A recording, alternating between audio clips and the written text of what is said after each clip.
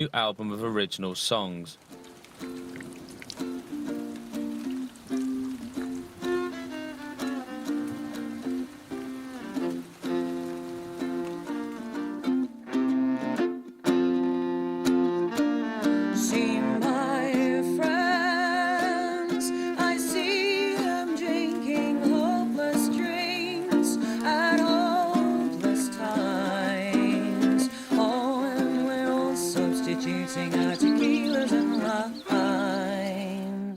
Hopeless dreams, when once the kitchen held it all. Now it seems it's all in vain, and the misty morning's coming round and knocking again.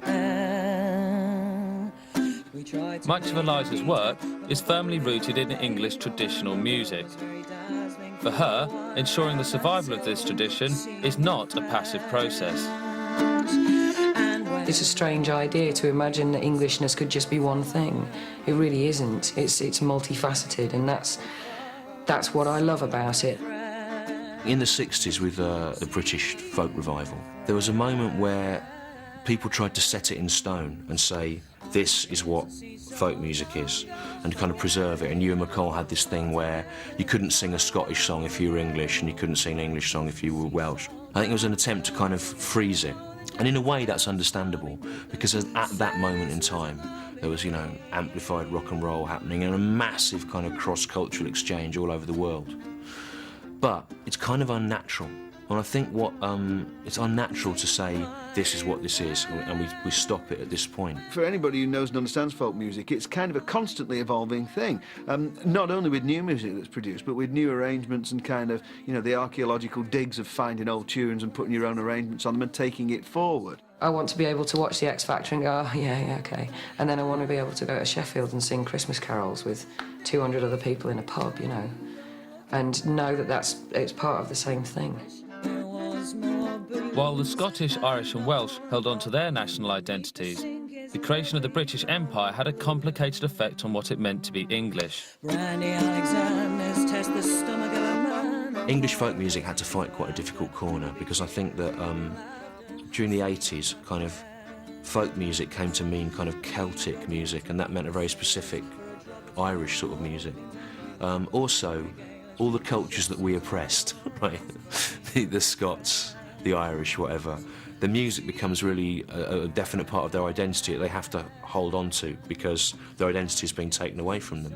Whereas I think, because the English as a race were always kind of able to reach out to other places and take what they wanted, there wasn't as much at stake in defending our identity. And I think music is tied up with identity. But you have to be really careful about that, because the English identity changes and evolves. It's always been a country where lots of different cultures have passed through. And I think what's been really good about Eliza's music is she is able to take on board the different influences that have come over. It's much more like a Billy Bragg idea of what a national music should be than it is a Tory party political conference soundtrack.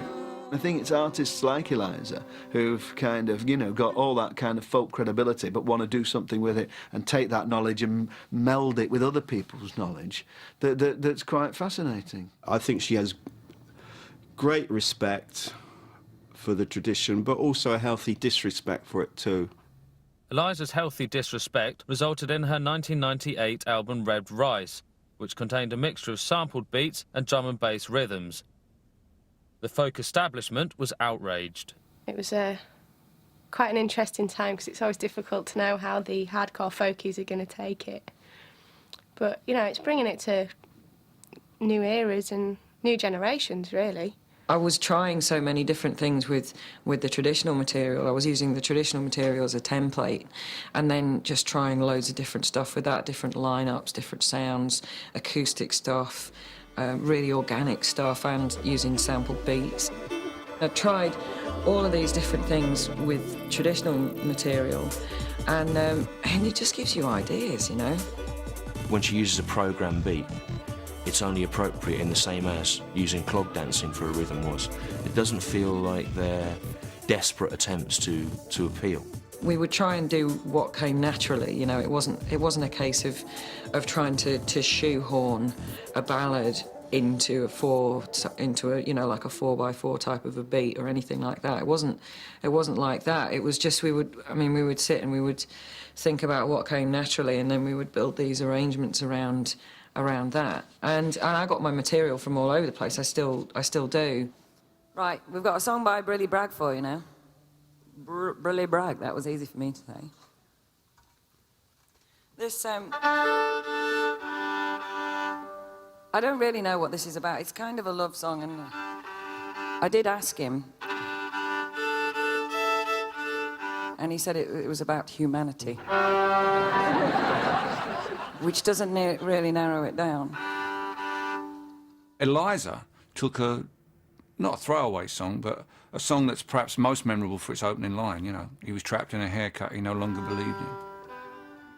You know, I mean, which is a lovely line, isn't it? And I'm very, very proud of it. But I wouldn't say it's one song that people are always asking me to play, apart from people with bad haircuts.